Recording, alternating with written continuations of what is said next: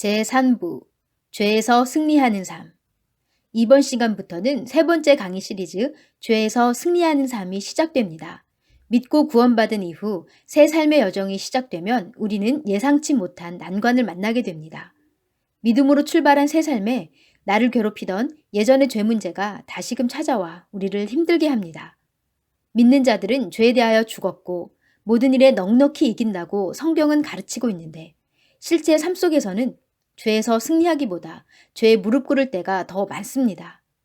우리가 죄에 대해 죽은 것이 맞나요? 또한 모든 일에 넉넉히 이기고 있는 것이 맞나요? 이런 혼란과 의심은 그리스도인이 어떻게 죄를 다루어야 하는지, 또한 어떻게 죄로부터 승리할 수 있는지에 대한 성경적인 가르침을 잘 모르기 때문에 오는 현상입니다.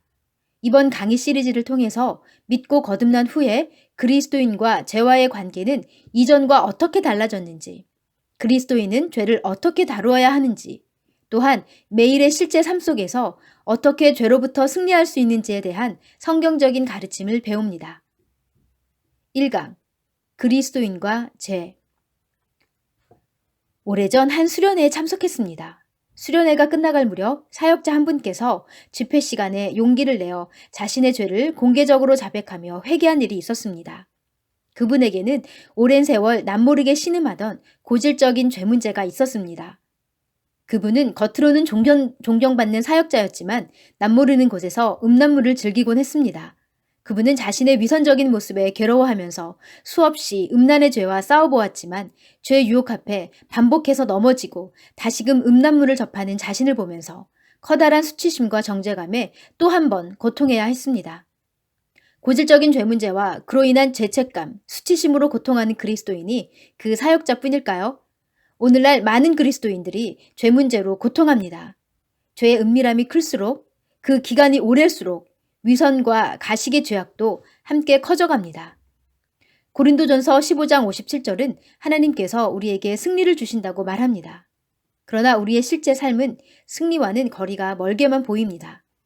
말씀과 현실의 차이는 왜 이토록 큰 것일까요? 성경이 거짓말을 하고 있는 것일까요? 아니면 우리가 제대로 믿고 거듭난 것이 아닐까요?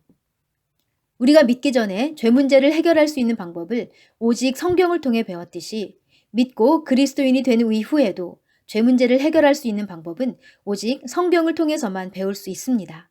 하나님께서는 그분의 자녀들이 죄에 대해 성경적으로 잘 알고 성경적으로 반응할 수 있도록 그와 관련한 진리의 가르침들을 성경에 계시해 주셨습니다. 가까이에 성경이 있는 분들은 로마서 6장을 펴시고 없는 분들은 계속해서 영상을 보시면 됩니다. 6장 1절부터 4절까지 함께 읽겠습니다. 그런즉 우리가 무슨 말을 하리요? 은혜를 더하게 하려고 죄에 거하겠느냐? 그럴 수 없느니라. 죄에 대하여 죽은 우리가 어찌 그 가운데 더 살리요? 무릇 그리스도 예수와 합하여 세례를 받은 우리는 그의 죽으심과 합하여 세례를 받은 줄을 알지 못하느냐? 그러므로 우리가 그의 죽으심과 합하여 세례를 받음으로 그와 함께 장사되었나니 이는 아버지의 영광으로 말미암아 그리스도를 죽은 자 가운데서 살리심과 같이 우리로 또한 새 생명 가운데서 행하게 하려 함이라. 로마서 6장은 그리스도인과 죄의 관계에 대해 명확한 가르침을 줍니다. 2절에 따르면 그리스도인은 죄에 대해 죽은 자들입니다. 어떤 그리스도인은 이렇게 질문할 수 있습니다. 성경은 믿는 내가 죄에 대해 죽었다고 가르치지만 현실 속에 나는 이기심과 짜증, 게으름과 음란의 죄에 날마다 넘어지고 있어. 뭐가 잘못된 것일까? 내가 과연 거듭난 그리스도인이 맞는 것일까? 성경은 죄인들이 예수님을 구원자로 믿는 순간 의롭다 하심을 얻고 죄에 대하여 죽게 된다고 가르칩니다. 그런데 그리스도인이 되고 난 후에도 죄의 유혹 앞에 넘어지는 것은 이전과 동일합니다. 그렇다면 과연 죄에 대해서 죽었다는 것은 무엇을 뜻할까요? 그 뜻을 올바르게 이해하기 위해서는 우선 누가 죽은 것인지를 명확히 알아야 합니다. 죽은 주체는 죄가 아니라 우리입니다. 만약 죄가 죽은 것이라면 죄라는 존재 자체가 죽었다는 뜻입니다. 죄가 죽었다면 우리는 죄를 짓고 싶어도 짓지 못합니다. 죄라는 것 자체가 존재하지 않기 때문이죠. 하지만 성경은 죄가 죽은 것이 아니라 우리가 죽었다고 가르칩니다. 죄는 여전히 막강한 영향을 지닌 채 살아있지만 우리가 죄에 대해 죽은 것입니다.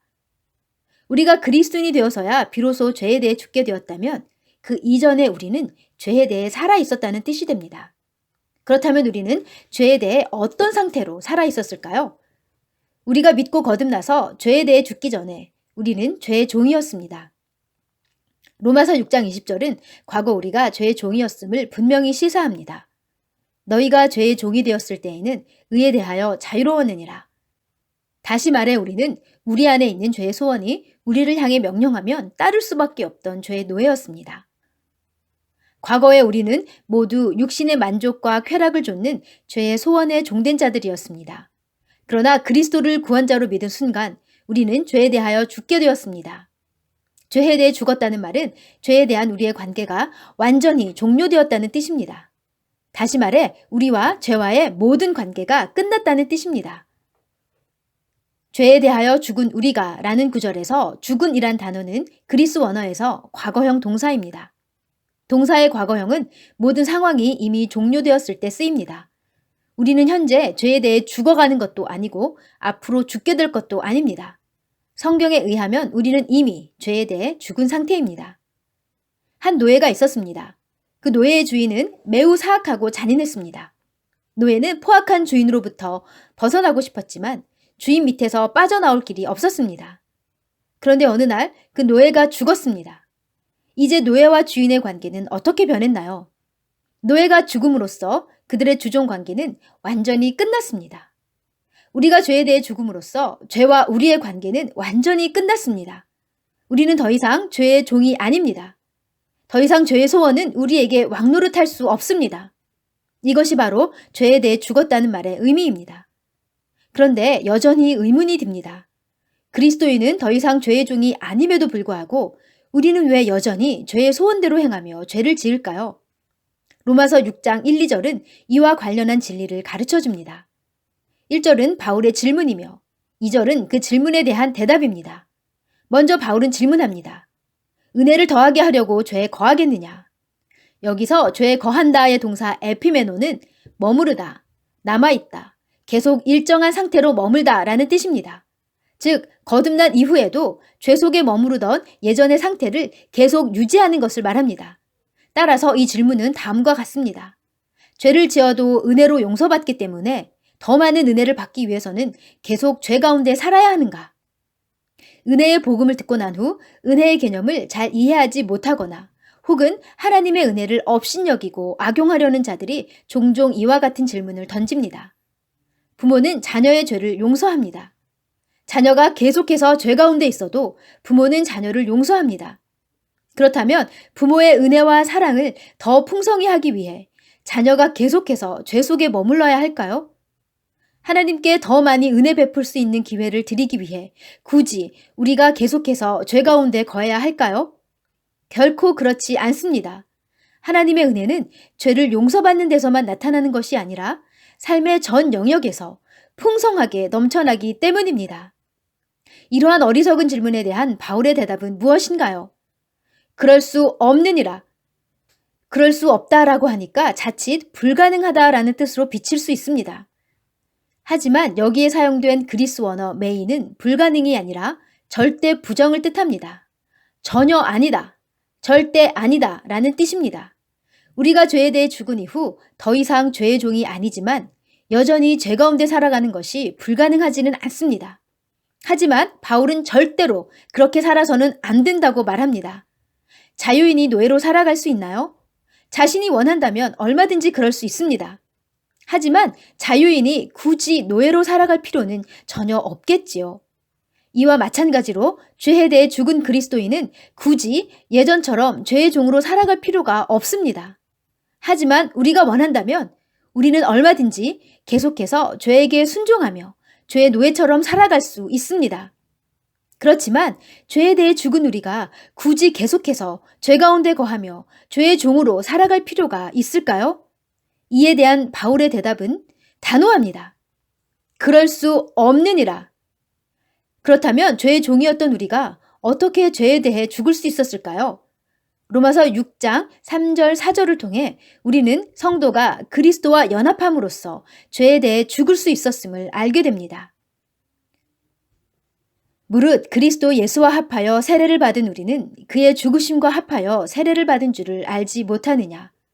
그러므로 우리가 그의 죽으심과 합하여 세례를 받음으로 그와 함께 장사되었나니 이는 아버지의 영광으로 말미암아 그리스도를 죽은 자 가운데서 살리심과 같이 우리로 또한 새 생명 가운데서 행하게 하려 함이라. 우리가 믿는 순간 우리는 미처 알지 못했지만 영적인 영역에서 엄청난 일이 일어났습니다. 우리가 그리스도를 구원자로 받아들인 순간 우리는 그리스도와 합하여 세례를 받았습니다. 세례를 받았다는 것은 그리스 원어에서도 수동태 동사로 표기되어 있습니다. 즉 우리가 스스로 세례를 준 것이 아니라 누군가에 의해 세례를 받았다는 뜻입니다. 누군가 세례를 받을 때 반드시 그 세례를 베푸는 이가 있습니다. 우리가 믿은 순간 받게 된 이 세례는 과연 누가 베풀었을까요? 우리가 믿는 순간 성령 하나님께서 모든 믿는 자들에게 그리스도와 합하여 세례를 베푸셨습니다. 이것은 고린도전서 12장 13절에 나오는 모든 성도들에게 이루어지는 성령 세례를 뜻합니다. 이 성령 세례를 통해 우리는 그리스도와 하나로 연합되었습니다. 이제 우리는 예수님과 연합되어 있는 상태이기 때문에 예수님의 죽으심과 장사되심이 우리에게도 동일하게 일어난 것과 같이 되었습니다. 물론 우리가 그리스도와 같이 육체적 죽음을 경험한 것은 아닙니다. 이것은 우리가 믿는 순간 눈에 보이지 않는 영적인 영역에서 일어난 일입니다.